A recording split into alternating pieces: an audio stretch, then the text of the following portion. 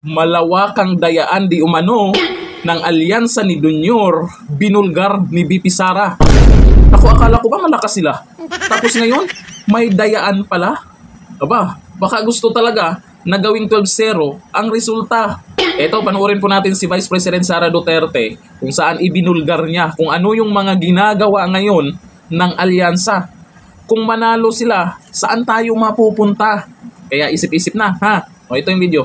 Kaya sa May 12, kailangan natin maging mapagmatyag.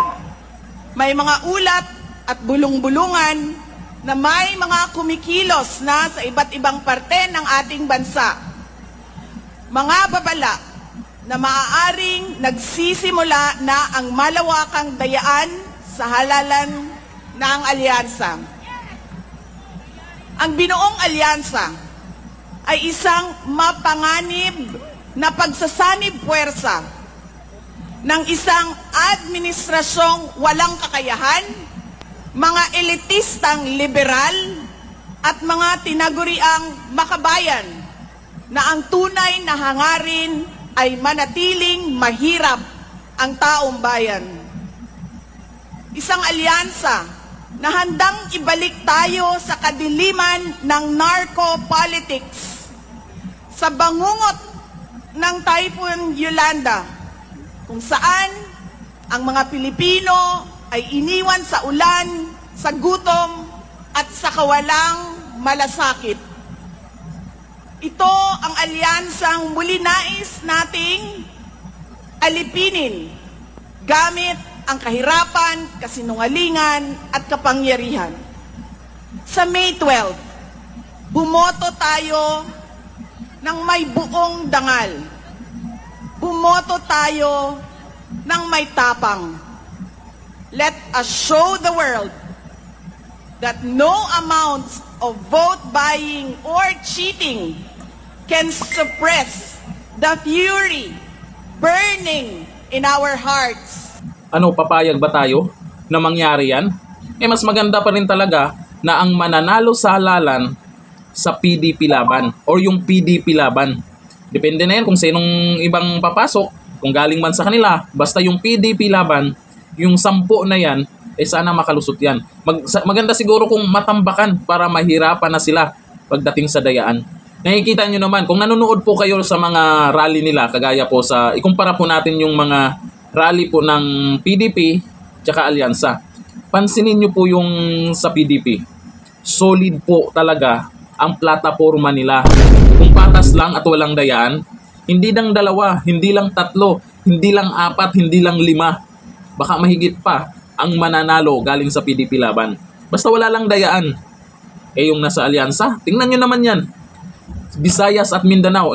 Sa Mindanao, bakit parang hindi yata sila nag-iikot nun, ha? Ang tanong dito, takot ba silang mag-ikot sa Mindanao? Naku, ito, panoorin po natin yung balita na ang sabi, ang alyansa, takot daw mag-ikot sa Mindanao. Naku, baka anong ginawa nyo dun, ha? May dahilan talaga. Kung ikaw takot pumunta sa Mindanao, may kasalanan ka. May ginawa kang hindi maganda. Ito, panoorin natin. Itinuturing ng Duterte senatorial candidates na malaking bentahe para sa kanila ang hindi pag-iikot ng alyansa para sa Bagong Pilipinas sa Mindanao. Yan at iba pang mga detalye sa report ni Almar Persuelo.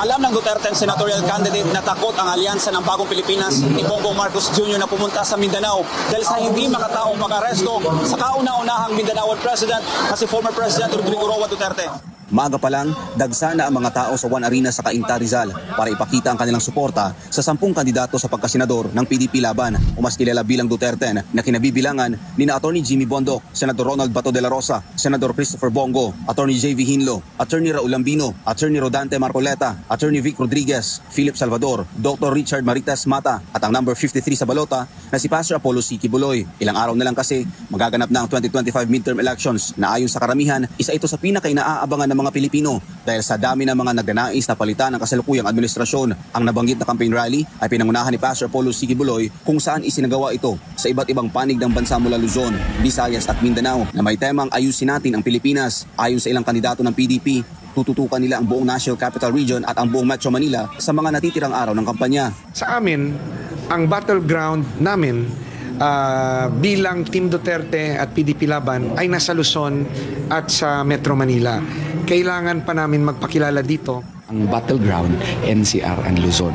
Pero kung sa pinapakita natin kasi ngayon na nag-concentrate na tayo sa NCR, now we are hoping and praying na ma-convert into votes para mananalo talaga ang Duterte. Samantala, ang hindi pag-iikot ng alyansa para sa bagong Pilipinas ni Marcos Jr. sa Mindanao ay lamang daw para sa Duterte senatorial candidates. Hindi rin daw ito magagawa ng mga partido ng administrasyon dahil sa mga pinagagawa nito sa mga Duterte at sa mga kalyado nito. Para kay Atty. Israelito Torion, nasa pangatlong pwesto na si Duterte senatorial candidate Pastor Apollo C. Kibuloy batay sa mga isinagawang survey sa Mindanao at lalo pang lumalakas ang ratings ng buong PDP senatorial slate. It shows na takot sila. It shows na na-recognize nila na malakas talaga tayo sa Mindanao. The latest survey sa Mindanao, whole of Mindanao, pasok po ang lahat ng Duterte. Number 3 si Pastor sa survey na iyon.